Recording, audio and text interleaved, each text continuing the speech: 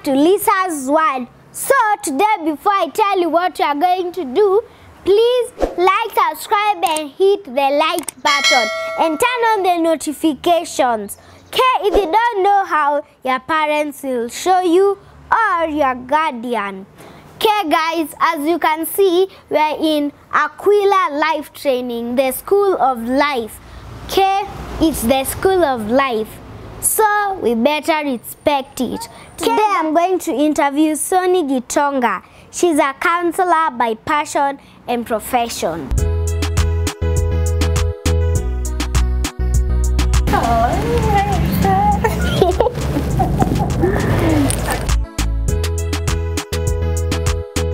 Here she is. Thank you, Lissa. And I'm in Lissa's world, guys. Please tell us about yourself, Sonnie. Yeah. Okay. As Lissa has said, my name is Sonnie Gitonga. I am a mother of 3 babies. I am an author, counselor, trainer. When did you know you wanted to become a counselor? That's a good question. When I knew I wanted to become a counselor, like throughout school, in primary school, people used to tell me a lot of their secrets. When I went to secondary school, I used to like encouraging people, like advising people. People used to like talk to me a lot about their issues. So I wanted to become, yes. Oh, so you are popular. I don't know, like popular. Yeah, but yeah, I could say I was popular. Yeah, I mean, I was a people person. Like I was a people person. I was, of course, a prefect. I was like in so many other clubs. But people used to love talking to me a lot. So I wanted to become a counselor or a lawyer. So by the time I was finishing school, I had 2 professions. But when I finished school, my mom died. Oh my God. So yeah, so like my law dream was like cut off. So because now I experienced a lot of pain, and then now my counseling profession took off. My passion now like really became more in counseling. Okay. Yeah. That's a sad story, but we are not done yet. What motivated you to do counseling? It's the same thing. It's just yeah. Again, good question. So my dad had died earlier, like 4 years before my mom. So by the time my mom died, I decided to like have like a forum for young adult orphans. Yeah. Like now people who had lost their parents but they were not babies, they were 18 and above. So when they used to bring me a lot of their issues, then I decided, okay, what will I do with all these issues? And I didn't have skill to deal with them. That's when I decided now to go for counseling, like to go to a proper school and study counseling. Yeah. Oh, okay. Yeah. Why scars to start? What's the meaning? Scars. A scar is what's a scar? Yeah, I can become an interviewer. What's a scar? Do you have a scar? A lot. Like one? Let me see one. No, it's not bleeding or something. It was from a long time ago. Others are from 1 month ago. Give me a nowadays you're not shaking hands, so give me a yeah. So that's it. So a scar is something that that comes up is like that after you have gone through a wound and then it heals. It becomes a scar. So scars to stars, you're talking about that wound, that whatever the mark that is left after you have bled after that wound. Now that scar can become a star. So for me, the scar was the loss of my parents. So instead of dealing with a wound, so in counseling we help you deal with that wound. Then that wound becomes a scar. Then your scar can become your star. It can shine. Oh. Yeah. So yes, your scar can shine instead of your face. My scar can shine instead of my face. Yep. Okay. Lissa's world. Okay, who do you help and why? Young adult orphans. And because my parents died. And as other people that we help now are the young people like you, and young people like you to know themselves, to believe in themselves, to manage themselves, and to win themselves. So now we not only help young adult orphans, but we also help in Aquila. Now I have Scars to Stars, and I also run Aquila School of Life or Aquila Life Training. So we help you. We do help people discover their gifts, just discover why they're here on earth, and yeah, and a lot of other stuff. Oh, Yeah. okay. What challenges do you face as a foundation? As a foundation, there've been many challenges. Of course, they always the main challenge is like funding is always the main challenge. I'd say that. Oh, okay. Funding is like, you know, like getting money, because it's hard, because you can't run a foundation without money. Yeah. Okay, so you're saying Yes. you go to the shop, then you buy foundation, then you sell. No. Then that becomes a foundation store. Lissa's world. Okay, I'm in your world, Lissa. Okay, that was just a joke. I get it. Okay, what advice would you give to kids who want to become counselors? Advice to kids who wants to become counselors. What, Lissa? I have never ever been asked that question in my entire life. Kids who want to become counselors. I think it's a good profession, because for you to become a counselor, you must have people's feelings at heart. So yeah, so if you feel like you understand people, there's a way you feel people, you feel their pain. Yeah, it's a good thing. You pursue it. If you feel like you want to become a counselor, pursue it. And then you start early. You keep people's secrets. You don't tell secrets. When someone comes to tell you their problem, you don't tell it out. Do you keep secrets? Your friends' secrets? Yep. I even Really? keep them for 5 months. Only. No, I don't know if it's an year, but their secrets are really juicy. And so when they're juicy, okay, so did I become the interviewer? And so when they're juicy, do you tell them? Do you tell I them? feel like, but I don't want to. So how do you? Okay, sorry. Now I'm in Lissa's. Now it's like I'm bringing into my world. Okay, so if you want to become a counselor, you have to keep secrets. And I know so many people, kids especially, don't keep secrets. So you have to learn like early. Even if you don't want to become a counselor, keeping secrets is good, right? Very. When someone trusts you with their secret, you keep it. I met Even when you're another not child in okay. the road. I met other children in the road. Mwingine alimwambia secret. Akaambiana, akachukua microphone, akashout. Is that right? I don't think so. No, it's not right. Hata mkikosana, you're not supposed to tell. You're not supposed to tell. Yeah. Okay. What do you think of kids blogging?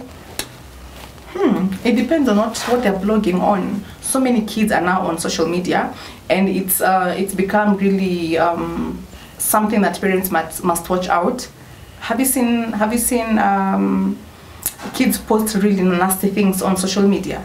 Yeah. So I mean, kids blogging is not bad, or even vlogging, but it depends on what you are blogging and what you are vlogging.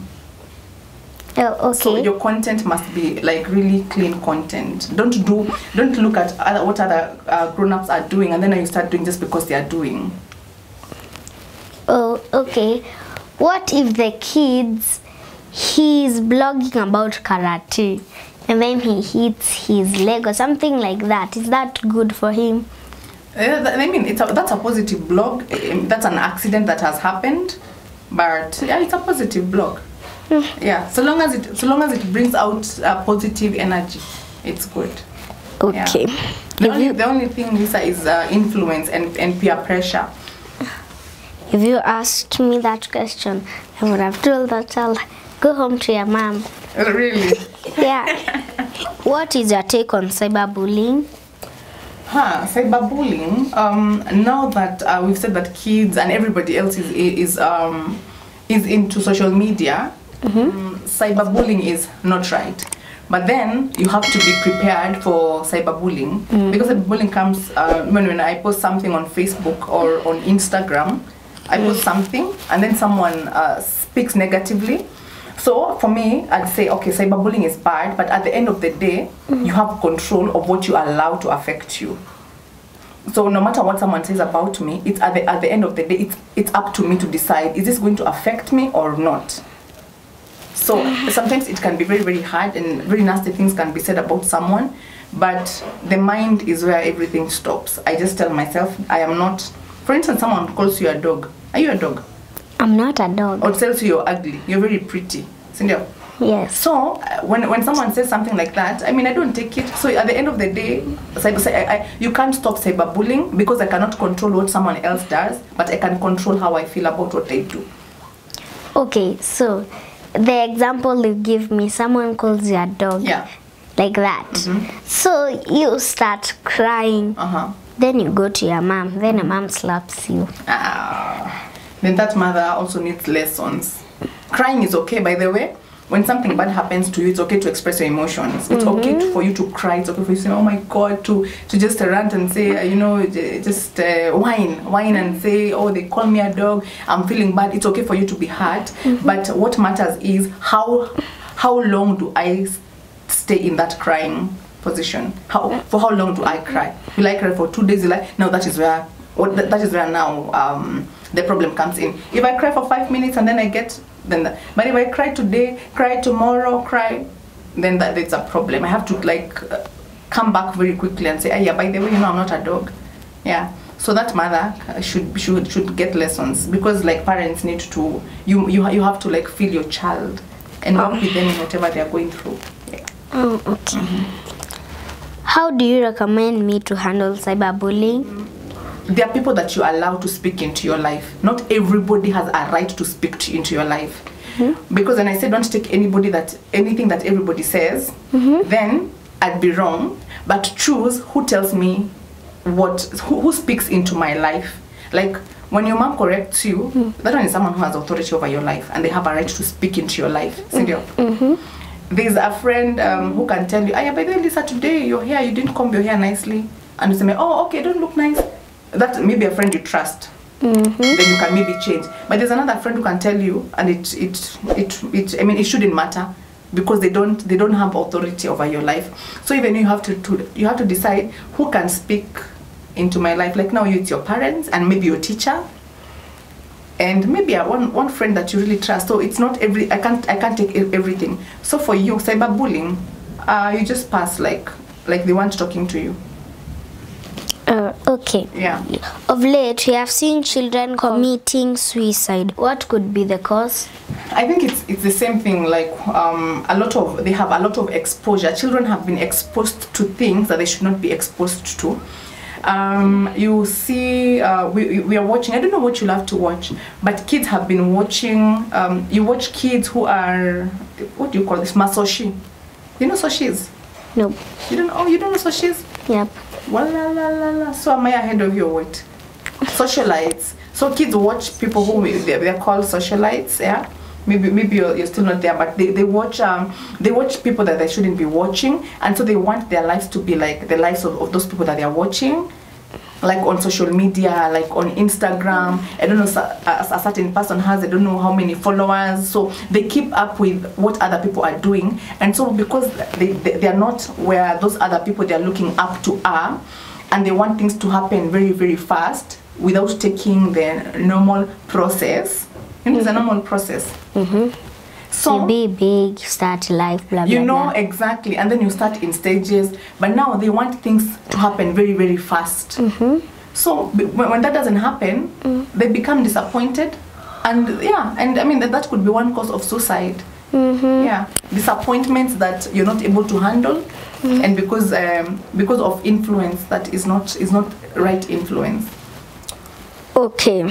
Lissa, there's a story 2 years ago or 3 years ago. There's this boy who committed suicide because he got, I can't remember how many marks. I think that the story is on Google, because it was on the papers and in the news. He got I can't remember how many marks he got, but he failed in his KCPE and he committed suicide because of failing in the exams. So I don't think that there was anything like influence from social media. So that is someone who's not able to take like maybe failure. You know, when you have made a mistake, are you a mistake? Of course I'm not. High five for that. Of course you're not. How come and you made a mistake?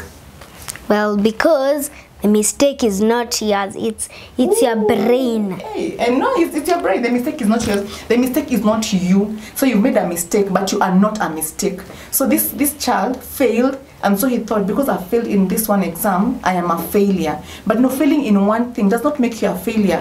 You know, or making a mistake in one area does not make you a mistake. So yeah, so that's another course. So you might be good at another thing, but you don't know. Thank you. Another high five. Awesome. Yeah. What advice would you give to parents on this issue? On suicide? Or bullying, or on committing suicide?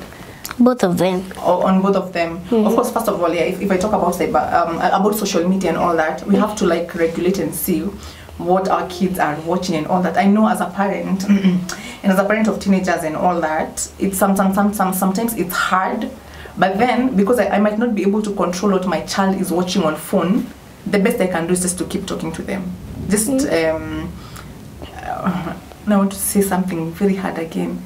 When I want you to learn to know, when I have a fake note and a real note, assume I have given you 1,000 bob, a fake one and a real one. Are you able? Can you be able to know the fake one? Yes. How can you? What will make you know the fake one? Because it's actually science. Is it science? Because regular ones, I don't know, they burn through paper, others do this and that. So you will only be able to know a fake note because you know the original note. So when you look at them, you know the original note. You know a fake note just because you know the original note. So if I want you to know what is right, I don't have to teach you what is wrong, to keep telling you what is wrong. When I teach you what is right, when you see what is wrong, then you'll be able to know. So for me, I'd say for parents, they have to keep teaching their children what is right. Then when what is wrong comes, they'll automatically know that this is wrong. That's on cyberbullying and on social media. And then on suicide, let's keep track of our children, know what is affecting them, notice when they are when something is wrong with them, and keep talking to them, and let our children know that they are our friends. That my child can actually talk to me when they are bullied, when they are going through something. Okay, if a bully cries and he has no parents, what is he supposed to do? When a bully cries and he has no parents. Yeah, is this world again? Huh? When a bully cries and he has no parents, are you talking from experience? Have you had a bully cry and they have no parents? Yep. Is that a true story? It's a true story. Okay. So first of all, that bully, you see, being a bully is not a good thing. So, and now you're saying a bully who has no parents. So this means this child is not just a bully because they are maybe naughty, but maybe they are bullying because they have issues. The fact that they don't have a parent or parents means that they are suffering from something. And so this bully is becoming a bully because of what he is going through or she is going through. So when you come to class, when Lissa comes to class, this boy or girl will want to frustrate Lissa because there's something that this girl or boy is lacking. So if it's a bully without parents, first of all, this bully should be taken for counseling. Just for someone to talk to them and love them. Maybe This is Lissa's World, where we motivate and encourage kids to be what they desire.